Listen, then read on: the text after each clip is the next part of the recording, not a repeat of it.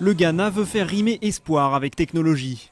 Dans la banlieue d'Accra, un projet ambitieux vient de démarrer en présence du président John Mahama, Hope City, une véritable ville composée de 6 tours dont la principale atteindra les 270 mètres.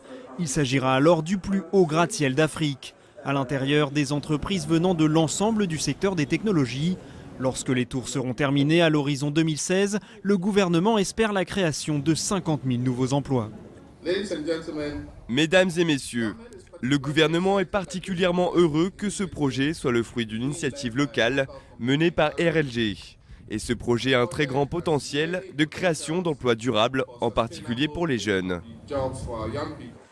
Au Ghana, c'est le second projet destiné à attirer les start-up et les créateurs du monde de la high-tech. De l'autre côté de la capitale, à Tema, se construit depuis mai 2012 un autre parc technologique.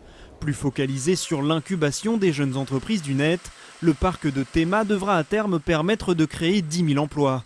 Mais à la différence de ce dernier, financé par des fonds publics, Hope City est impulsé par une compagnie ghanéenne de télécommunications, RLG.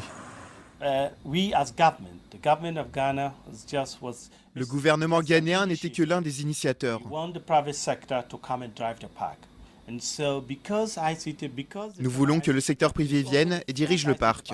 Parce que le parc de Tema, lui aussi, a été imaginé par le gouvernement pour permettre au secteur privé de s'y développer. Pas seulement dans ces parcs, mais dans tout le Ghana, comme c'est le cas en Inde ou ailleurs.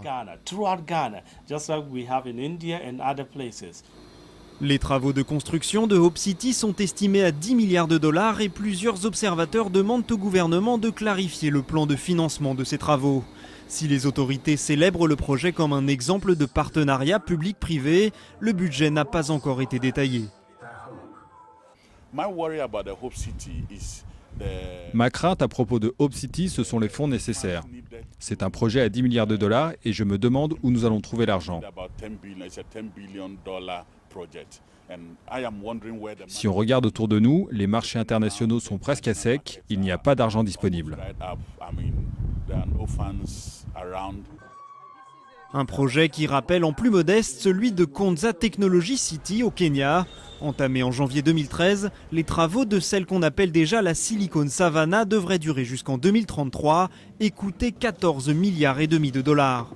À Nairobi comme à Accra, le pari financier est donc de taille et la compétition pour attirer les créateurs de demain est lancée.